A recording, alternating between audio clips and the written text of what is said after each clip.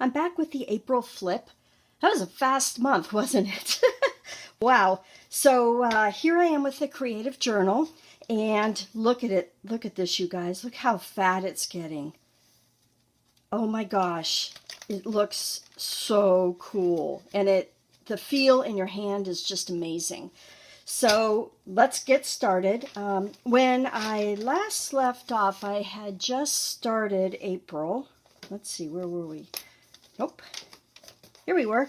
So part of this was done. And so I, of course, finished April up and added a tip in. This is a card I got from somebody, and I just wanted to include that. And remember when I told you I might use that sloth? There he is. I love him. He's so cute. Anyway, so that's about it. Everything else, there's nothing special on this page, just a normal page. I added glasses to her. And then we move into the second week of April. And nothing, this is what it looks like. You might remember on the Paper Source catalog when we looked at it last time, there was some elephants that I said I would use as washi tape. So they're here. And then there were these, I'm not sure what you call them, spheres. Anyway, I used those here and here and here. And I think that's pretty much it that I showed you from the Paper Source catalog. So that's the second week of April. And then there's the third week. And this is another one where there was on the Paper Source catalog a strip of things. I said, oh, I'm going to cut it out and use it scalloping it. And so I did do that. I used my pinking shears on that and scalloped it. I covered up most of it, but I did use it. And I got a flip here. And I think we all have a tribute to Prince in our journals. So that's the third week of April. And then here's the fourth week. Again, this right here is from the Paper Source catalog. This was some printables that I colored.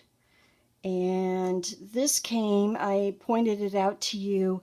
It was from Somerset Magazine, and I cut it into a banner and put it here and there. And then just did a lot of doodling on this one. Have a flip.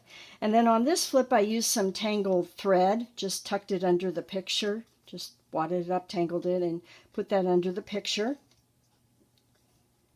Added a little bit of stenciling here with Distress ink. And I think that's pretty much it. And then this is the first week in May. Now I just, I'm not quite through with this week. My week will end on Sunday. So here's where I am so far. And I like where it's going. I wanted to cover some journaling right here, so I dropped these hearts down on a thread. I like the way they move. And I think I'll keep them. I don't know. You'll see next month when I do the flip if they end up staying in. So got to finish this week. And then I think I only put one thing. Yeah, I've started the following week of May with this guy. So that's where I am on the flip.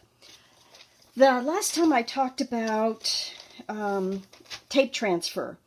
And somebody asked me if I could show you how to do it. So I'm going to do that right now. There's two ways you can do it. And hopefully this noise doesn't bother anybody too much.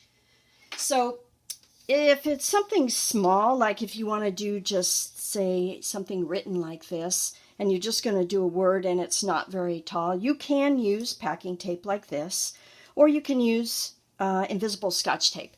And that's what I tend to do on something like this. So really all you do, usually I do this so that the surface underneath is non-stick. And put a piece just so it maybe helps a little bit. All you do is lay your tape over it, just like this.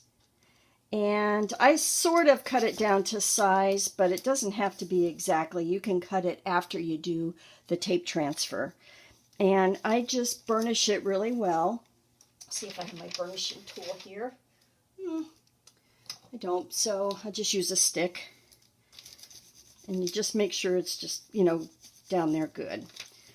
So sticky side down, right on that, and plop it in water. Now, you can use hot water, cold water, it really doesn't matter. I find hot water works a little bit better.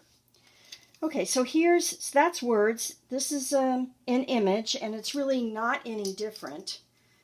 I get my image down to the size that I want, and then you have to wrestle with the packing tape, of course. So I'm going to cut that to the appropriate size. Again, sticky side down, just like that. And if you have an image that's bigger than your packing tape, then you can just stick another, overlap it slightly, and just stick another piece of packing tape over it. Okay. And again, I'll just burnish that. I'm going to trim this up just a little bit so I don't have so much sticky going on. Okay. So that's pretty easy. And again, burnish it good, just so you make sure it's all down there, like that. And throw that in the water. And it doesn't really take very long. The longer you leave it, the easier it will be to get the backing off of it. I'm going to grab a couple paper towels here. And let's see if this one's ready. So basically what you're going to do is start going like, oops. Now, see, that's okay because it's just pulling away from where the tape was. So I think it probably could use a little bit more because this will come off pretty easy. You just keep doing it like that until it comes off. And I would do this somewhere other than over your sink. And you can actually do this in the water too. The reason I say I wouldn't do it over the sink is because you don't really want all this paper stuff going down your drain.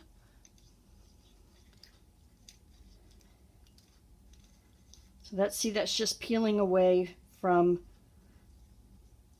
where the tape is.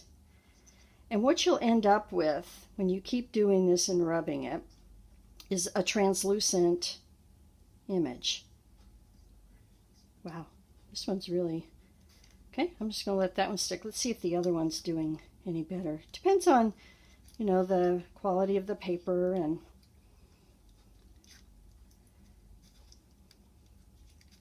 It does take some time. I should have done this in the beginning. That's what I should have done. Okay, so you see how it's coming off? Hopefully you can see that. It's just rolling right off.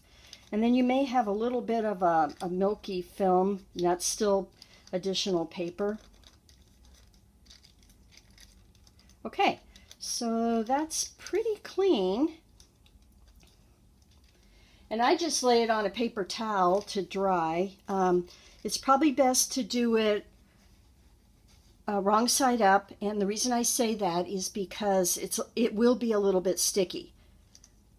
But when I turn it over, can you see how it's translucent? So you could just, you could finish cutting this out along that edge if you wanted to. Kind of depends what you'd like. And then just use a glue stick and put it down in your book, in your, whatever you're going to put it on. And it's great. You could put it over text if you wanted to. Anything. Let's see. Well, that's probably not the best example here. Let me get my journal. So you see how you can use that to go right over, depending on what you wanted to do with it. So anyway, I hope that was helpful and that you give it a try. It's fun to do. Let's see if this one's just really going to be stubborn. Oh, there we go. Yeah, so if it's not coming off easily, soak it a little longer. So there you go. You have a word that you can put anywhere you want, and it's translucent.